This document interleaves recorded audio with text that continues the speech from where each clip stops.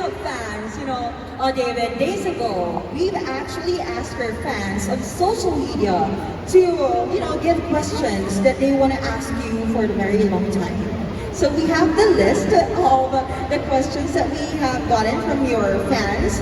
They will surely feel kilig for this because you'll be able to answer the questions. Are you ready? Yes, I'm excited to see what they ask. Okay. Hopefully nothing too scandalous. Well, no, but let me start with the first question. So your fan, March Choi. Well, is March Choi here? She is here. She actually asked, "Hi David, my mother and I have been fans of yours since your American Idol days. So glad to see you come back here and just want to know if you have any unreleased from the vault songs from years ago which you'd like to share with us someday. If there are any, what is it about?" Oh my goodness. What's unvaulted? I know a couple of them got leaked. So I was like, some of them were pretty cool. There was one that was really beautiful that I wanted on my first album so bad. And I worked with, what was it? Was it Stargate? No, it wasn't. It was a couple of Scandinavian songwriters. They did I think they did Irreplaceable with Beyonce.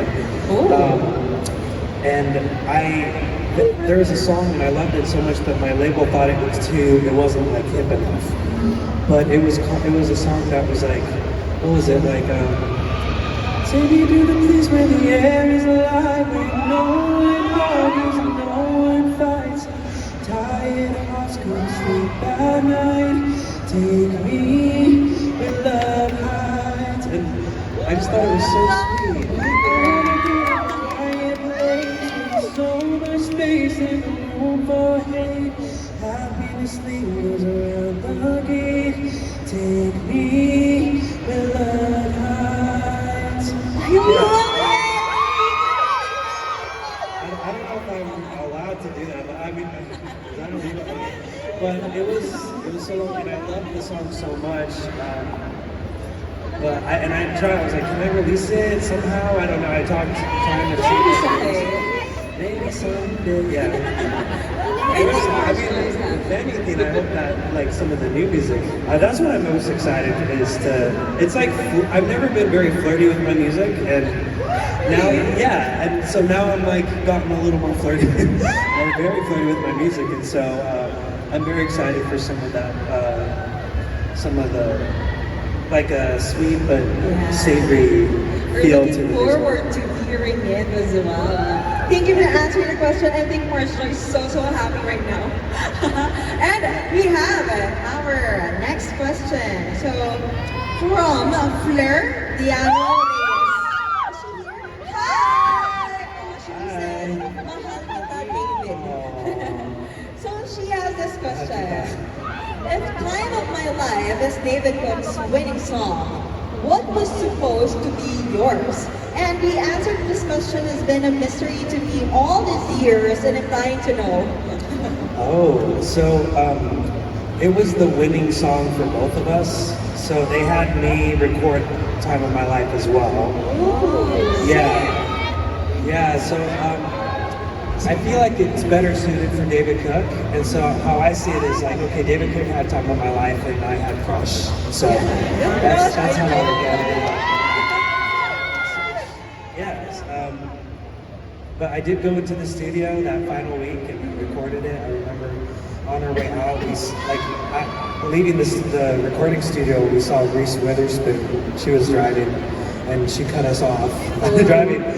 And then when she didn't realize she cut us off until she looked like, But that's what I remember about that day recording Time of My Life. Yeah. So you also have Time of My Life as your winning song. Yeah. Okay. Now your fan CJ Carpenter. Are you here, CJ? I think he isn't here, but he wants to know what is your advice to your Filipino fans who are afraid of coming out of their true self. Actually, I had a song up, because that's my journey as well. I was like, this is kind of scary. And so I wrote a song you might here in a bit, learning to say like, you know, I'm not going to be afraid anymore. I won't be afraid to love who I want to love.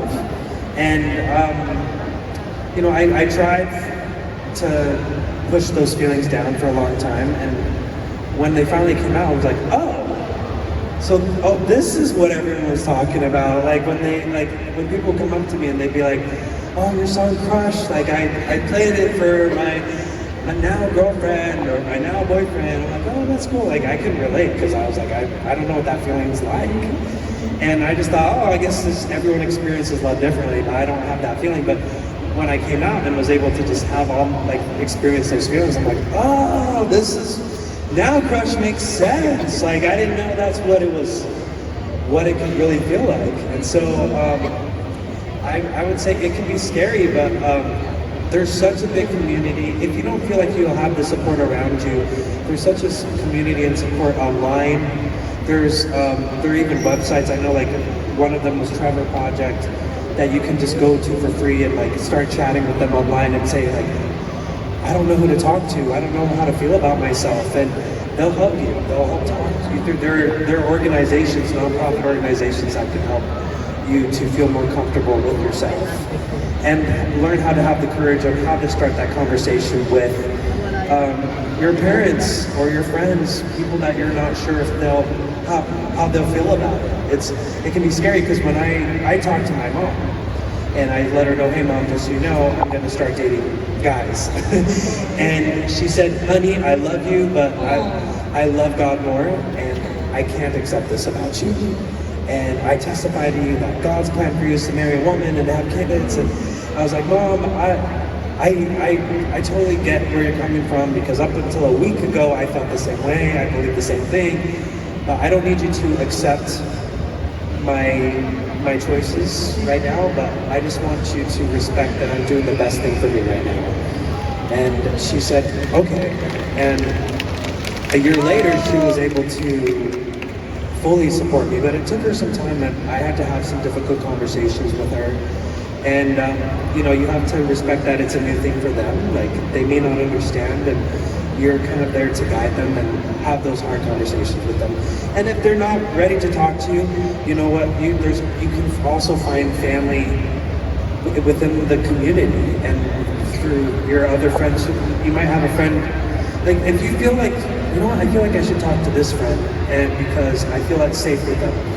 Like, have the courage to talk to them, because they most likely will. And just being able to get it out is so rewarding, to be like, oh, I don't have to keep this inside anymore. But yeah. Yeah, thanks for that inspiring story. I got your word, Tips as well. You know what? It's so scary at first. It might feel very scary at first, but in the near future, like moving forward, eventually that would feel so freeing, right? Yeah, it is. Thank you so much. And Free, so thank you. Okay, we still have like 2 more questions. Okay. Yeah. So we have here from D. Miranda. One of your fans who wants to know, what is your comfort song, especially if you're having a bad day? My comfort song? Yes. What is my comfort song? I guess if I'm having a bad day, it depends, because sometimes you want to hear a sad song, and because you want to feel understood. And so there's a song by it's called Disappointed by Mindy Smith. It's not a very well-known song, but I was living in Nashville, Tennessee for a while, and one of the houses I went into, they're like all these music row houses that are publishers. They find songwriters and find songs and give them, and one of them played that song for me, and they said, Pink loves this song, and she's one of our writers, and they played that song Disappointed for me, and I loved it. Disappointed? The title? Yeah, by Mindy Smith. But that's when I want to feel sad and want to feel like understood and feeling sad. But when I'm happy, I actually really love, it's actually like my happy and sad. So like if I'm feeling sad but want to feel like, you know what, I can get through this, I like to listen to Zed featuring Ariana Grande, Break Free. Break Free. I love that song. And they play it at the EDM festivals too, and I'm just so happy every time that comes on. I'm like, I love it. And that's so energizing at the It same is. time, right? Yeah. For partying and stuff. I love it. Thank you. And last and final question for you from our fans. So what are some of the places or experiences in the Philippines that you're excited to revisit or explore again? To revisit. So can I name one more song that I love too? There's a song called Rush by Ira Star that is so good. So y'all should check out. Anyway, so places I want to revisit in the Philippines that I want to visit or revisit. I haven't been to, okay, I went to one beach for a little bit just to film when we were filming the miniserie Nandito Ako. And but I didn't get to like have a beach day. We just filmed and then we left. And so I would love to visit any beaches in the Philippines. I need to go to Batangas or to Palawan? Palawan. Boracay? Boracay, yeah. You have lots on your checklist. I know, I have a lot that I need to get to. But you're still looking forward to visiting any beaches here in the Philippines. Yeah. Well, Philippines is really known for like having beautiful beaches with the white sand and whatnot. So I'm also so excited to see you visit those places soon. I hope you have time sooner or later. And I'm gonna look back on our Instagram. Sorry, that's another unreleased song I wrote that I had a song called Sooner or Later, Ooh. and I never released it. It just reminded me. I don't know. There were too many songs that I wanted to pick from. So. I see. Oh, thank you so much. But everybody, can we give David a big round of applause for answering?